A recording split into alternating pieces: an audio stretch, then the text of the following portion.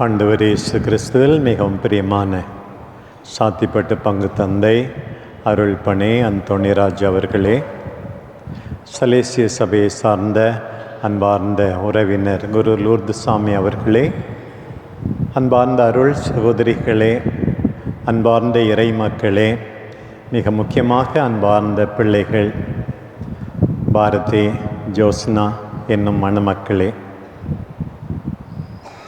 திருமணத்தை பற்றி இன்றைக்கு உங்களோடு நான் பகிர்ந்து கொள்வது முக்கியமாக இந்த மணமக்களுக்காக, அத்தோடு திருமணம் ஏற்கனவே செய்து கொண்ட இன்னும் செய்ய போகின்ற அத்தனை பேருக்காக. முதலில் இன்றைக்கு ஆண்டவருக்கு எங்கள் அன்பு பிள்ளை பாரதியோடு புதிதாக இணைய போகின்ற ஜோஸ்னாவோடு இணைந்து நான் நன்றி கூறுகிறேன். இறைவனே இந்த திருமணத்தை இன்றைக்கு நடத்தி வைக்கிறார். நம்ம எல்லாருமே, நீங்களும் நானும் ஆண்டவருக்கு நன்றி கூற வேண்டும். நான் இந்த இடத்துல இந்த நிலையில் இருப்பது ஆண்டவருடைய ஆசீர்வாதம். இன்றைக்கு முக்கியமாக எனக்கு உடனே நினைவுக்கு வருவது, புதிய ஏற்பாட்டில் பவுலடியாருக்காக என்று குறிக்கப்படுகின்ற, சில பேர் வேறு ஒருவர் எழுதியிருக்கலாம் என்கிறார்கள், அந்த எபிரேயருக்கு எழுதப்பட்ட திருமுகம். அதனுடைய சுருக்கமாக 2 கருத்துக்கள் முன்வைக்கப்படுகின்றன. நம் ஆண்டவர் இயேசுவை பற்றி என்ன சொல்லியிருக்கிறது? தந்தைக்கு உண்மையோடு நடந்து கொண்டவர். Fidelity to God the father.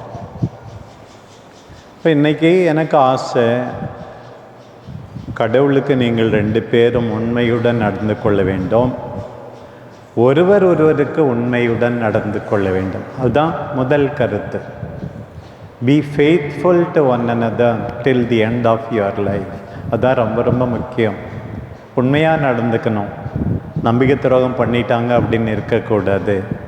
Fidelity to the Father. நம்ம எல்லாருமே எல்லாவற்றை விட முக்கியமாக கடவுளுக்கு உண்மையுள்ளவர்களாக இருக்க வேண்டும். இன்னொரு பக்கம் நாம் எல்லாரும் செய்ய வேண்டியது என்னவென்று கேட்டால், நம்மை நம்பி இருக்கிறவர்களுக்கு, கணவன் மனைவிக்கு, மனைவி கணவனுக்கு உண்மையுள்ளவர்களாக இருக்க வேண்டும். அதுதான். இரண்டாவது, அதில் என்ன சொல்லியிருக்குன்னா, நம்முடைய தலைமை குருவாகிய இயேசு கஷ்டப்பட்டவர், வேதனைப்பட்டவர், எல்லா துன்பங்களையும் அனுபவித்தவர். So he knows to understand our suffering. Bharathi, நீ கஷ்டப்பட்டது தெரியும், கஷ்டப்பட்டு உழைத்து முன்னுக்கு வந்தது தெரியும், மற்றவர்களுடைய கஷ்டத்தை நீ எளிதாக புரிந்து கொள்வாய். உன்னுடைய கடின உழைப்பை, உன்னுடைய உருவாக்கத்தை, வளர்ச்சியை, அதே சமயத்தில் உதவி செய்தவர்களை நீ மறப்பதில்லை என்பது. அதே போல் ஜோஸ்னா, எத்தனையோ வேதனைகள் இருந்திருக்கலாம், துன்பங்கள் இருந்திருக்கலாம். இதெல்லாம் நம்மை உருவாக்குகிறது. நம்முடைய வேதனைகள் வழியாக, கடந்த காலத்தின் வழியாக ஆண்டவர் நம்மை உருவாக்குகிறார். We know to be compassionate to others. என்னுடைய கடந்த கால கஷ்டங்கள், வேதனைகள் எல்லாம் நான் மற்றவர்களை புரிந்து கொள்ள எனக்கு துணையாக இருக்கிறது. நான் ஒரு தடவை சொன்னேன், முத நான் குருமடத்தில் சேர முன்ன நடந்தே பண்ருட்டிலேருந்து இங்கே வந்தோம். இந்த ஆற்று வழியாக வரும்போது ஒரே பொடி. அப்போ எனக்கு செருப்பு இல்லை, கூட வந்த இன்னொரு பிரதருக்கு செருப்பு இருந்தது. அப்போ நாங்கள் பூண்டை பிடிங்கிட்டு, அவர் செருப்பு எடுக்க எந்தோர் நடப்பார், நான் பூண்டில் நிற்பேன். அப்புறம் அந்த செருப்பு தூக்கி போடுவார். அப்படி மாற்றி மாற்றி ஏறக்குறைய 3/4 கிலோமீட்டர் கிட்ட ஆற்றை கடந்தேன். நான் 10வது படிக்கும்போது செருப்பு போடலன்னு நினைக்கிறேன். அது எதுக்கு உதவுதுன்னா, மற்றவங்களுடைய கஷ்டத்தை, வேதனைப்படுபவருடைய கஷ்டத்தை புரிந்து கொள்ள எனக்கு துணையாய் இருக்கிறது. அதே போல் பி கம்பேஷனேட். ரொம்ப இது என்னது, கணவன் மனைவின்னா புரிஞ்சிக்கணும், கணவரை புரிஞ்சிக்கணும், மனைவியை புரிஞ்சிக்கணும், தேவைகளை புரிந்துக்கணும். Sensitivity to the needs of others, அது ரொம்ப ரொம்ப முக்கியம் என்பதை இன்றைக்கு தெரிந்து கொள்ளும். அதுதான் எனக்கு நினைவுக்கு வருகிறது. Be faithful, be sensitive to the sufferings of people in need, especially your spouse. உன்னுடைய வாழ்க்கை துணைவர் துணைவி என்னுடைய கஷ்டங்களை வேதனைகளை புரிந்து கொண்டு அது போல் நடக்கணும். இதுக்கு நம்முடைய சொந்த பலம் போதாது, ஆண்டவருடைய வல்லமை வேண்டும், அவருடைய வார்த்தை வேண்டும், புனிதமிகு நற்கருணை வேண்டும். அப்போது நாம் இப்படி வாழ முடியும், நலமாக இருக்க முடியும். அடுத்தது திருமணத்தினுடைய நோக்கம் என்னன்னு பார்க்கும்போது முக்கியமாக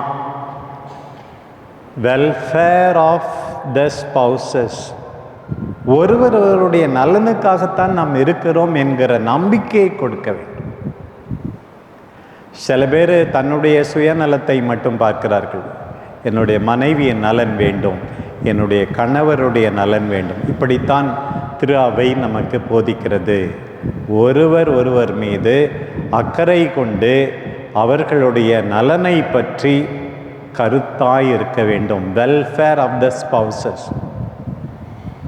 நிறைய பேர் இந்த பொண்ணு கட்டினா இங்கே இந்த நலன்லாம் இருக்குது, அதுதான் பார்க்குறாங்க. அந்த பொண்ணுக்கு ஒன்றால் என்ன நலன் என்று பார்ப்பதில்லை.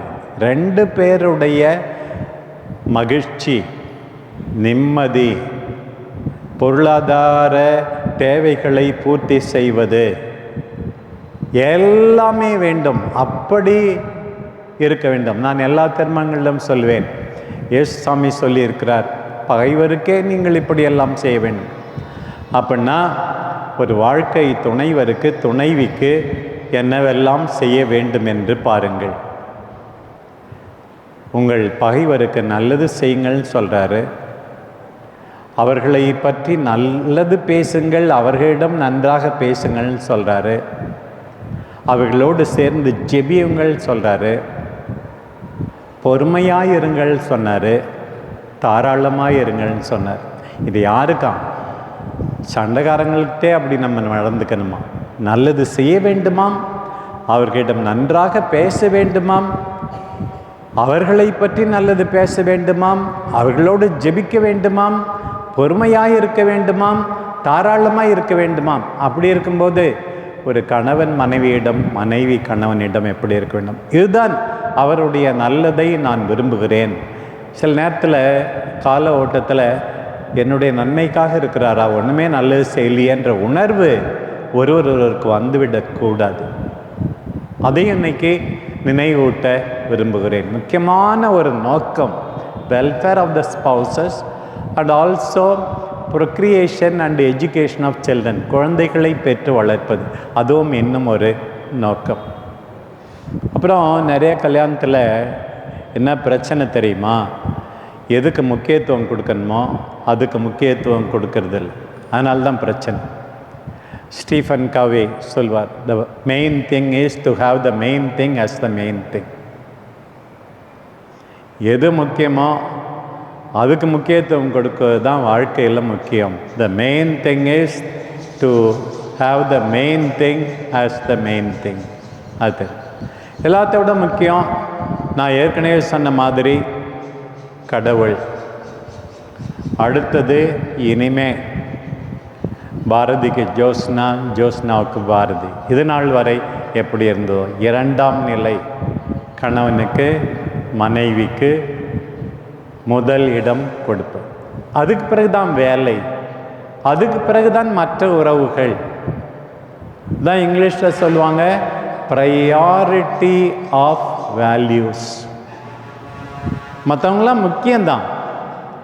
சில பேர் ஃப்ரெண்ட்ஸு கூட நேரம் செலவழிக்கன்னு சொல்லி மனைவியை விட்டுறக்கூடாது. சில பேர் சும்மா மொபைலில் பேசிக்கிட்டே இருக்கிறேன்னு சொல்லி கணவருடைய தேவைகளை மறந்து விடக்கூடாது. எது முக்கியமோ அதுக்கு முக்கியத்துவம் கொடுக்கணும் முதலில். அடுத்தது இந்த திருமண வாழ்வு. நான் எப்படி கடவுளுக்கு கமிட் ஆகிருக்கணும், அது போல் ஒரு கமிட்மெண்ட், அர்ப்பண வாழ்வு. ஒருவர் ஒருவருக்கு உங்களையே அர்ப்பணிக்கிறீர்கள் என்பதை மறக்காமல் நீங்கள் வாழ வேண்டும். It is a commitment. ஆண்டவர் இந்த நிலைக்கு கொண்டு வந்திருக்கிறார், ஒன்றாய் சேர்க்கிறார். எனவே ஆண்டவருக்கு அவர் முன்னிலையில் நான் இந்த அர்ப்பணத்தில் நிலைத்திருப்பேன் நினைக்கிறேன். மூன்றாவது, இந்த கடவுள் உங்களுக்கு ஒருவர் ஒருவரை ஒரு பெரிய கொடையாக தந்திருக்கிறார்.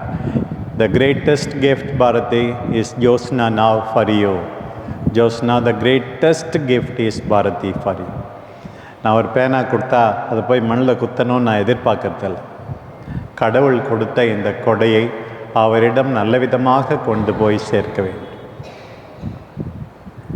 அந்த கிஃப்டை செரிஷ் பண்ணணும், பாதுகாக்கணும், சரியான விதத்தில் பயன்படுத்தணும். அதைத்தான் ஆண்டவர் விரும்புகிறார். இன்றைக்கு வாசிக்கப்பட்ட நற்செய்தி பகுதிகளே நாம் கேட்டோம், இதுபோல் தந்தை என்னை அன்பு செய்தது போல நான் உங்களை அன்பு செய்தேன். அதில் அதிக வித்தியாசம் இல்லை, தந்தை கடவுளும் மகனும். ஆனால் அவர் மகன் என்ன சொல்கிறாரு, நானும் உங்களை அன்பு செய்தது போல நீங்களும் அன்பு செய்ய வேண்டும். நான் உங்களை ஏற்றுக்கொண்டேன், காப்பாற்றினேன், உங்களுக்காக உயிரை கொடுத்தேன், உங்களுக்காக துன்புற்றேன். அதே போல நீங்கள் ஒருவர் ஒருவரை அன்பு செய்ய வேண்டும். இந்த அன்பு நிறைவு பெறுவது திருமண சூழ்நிலையில் தான். I am ready to suffer for you when you marry. என்ன அர்த்தம் தெரியுமா? நிறைய பேருக்கு இது புரியறதே இல்லை. உனக்காக நான் துன்புற தயாராயிருக்கிறேன் என்று தான் அர்த்தம். இது யாருமே எந்த பிரசங்கத்திலுமே சொல்லி நான் கேட்டதில்லை. திருமணம் செய்யும்போது, என் அன்புக்குரியவரே, உமக்காக நான் இனி துன்புற்று உமக்கு மகிழ்ச்சி தர தயாராயிருக்கிறேன் என்று தான் அர்த்தம். பாருங்கள், இயேசு தான் சொல்லார், நான் உங்களை அன்பு செய்தது போல நீங்களும் ஒருவர் மற்றவரை அன்பு செய். யாரை நாம் அன்பு செய்கிறோமோ அவர்களுக்காக நாம் துன்புற வேண்டும். அதுதானே அன்பினுடைய வெளிப்பாடு. அவர்களுக்கு மகிழ்ச்சி அளிக்க ஒரு தாய் தன்னுடைய குழந்தைக்காக எவ்வளவெல்லாம் துன்புறுகிறார்கள். எத்தனையோ பேருடைய துன்பத்தினால் நான் வளர்ந்திருக்கிறேன். சாதாரணர்கள், பல்வேறு ஊர்களில் இருந்தவர்கள், உனக்காக நான் துன்புறுகிறேன் என்று சொல்லுகிறவர்கள் ரொம்ப குறைவு. ஒரு அம்மா பெட்டி கடை வச்சுருக்காங்க. அவங்க நேரம் கிடைக்கும் போதெல்லாம் என்னுடைய மறையுரையை கேட்டு கேட்டு மொபைலில் கேட்டு கேட்டு எழுதி வச்சுருக்காங்க. எனக்காக அவர்கள் துன்புறுகிறார்கள். அந்த துன்பத்தினால் நான் வளர்க்கிறேன், எனக்கு மகிழ்ச்சியாக இருக்கிறது. நான் அறிவிக்கின்ற இறை வார்த்தை எத்தனையோ பேருக்கு போகின்றது. வேறு யாரும் இல்லை, பெரிய பணக்காரங்க கிடையாது. எப்படிம்மா இதெல்லாம் இவ்வளோ பக்கம் எழுதுனேன்னு சொல்லி சில பேர் பார்க்கும்போது ஆசையாக பேசுவாங்க, எழுத தெரியும், கேட்க தெரியும், ஆனால் ஒன்றுமே செய்ய மாட்டாங்க. நமக்கு துன்புற தயாராக இருக்கிற நிலை, அதுதான் ஆண்டவர் சொல்கிறார். இப்படி நான் துன்புற தயாராக இருக்கிறேன், தியாகங்களை மேற்கொள்ள தயாராக இருக்கிறேன். இந்த நற்கருணை பலியினோடே இந்த திருமணம் நிகழ்வது இதனால்தான். அப்பம் பிடப்படுகிறது அப்படின்னா என்ன அர்த்தம்? என்னையே நான் பிட தயாராயிருக்கிறேன் உனக்காக. இதை வாங்கி உண்ணுங்கள், இதை வாங்கி பருகுங்கள் என்று இங்கிருந்து கேட்கப் போகிறீர்கள் அப்படின்னா என்ன அர்த்தம்? என்னுடைய நேரம், என்னுடைய உழைப்பு, என்னுடைய உடைமைகள், என்னுடைய பணம், என்னுடைய பொருள் எல்லாம் உங்களுக்குத்தான் என்று ஒருவர் ஒருவரை பார்த்து சொல்வது. அதற்காகத்தான் நற்கருணை கொண்டாட்டம். இறைவன் உங்களை வழி நடத்துவாராக. அன்பு தாய் அன்னை கன்னிமரியா உங்களை பாசத்தோடு பாதுகாப்பாராக. இறைவன் எந்நாளும் உங்களோடு துணையிருந்து எடுத்துக்காட்டான குடும்பமாக விளங்கச் செய்வாராக.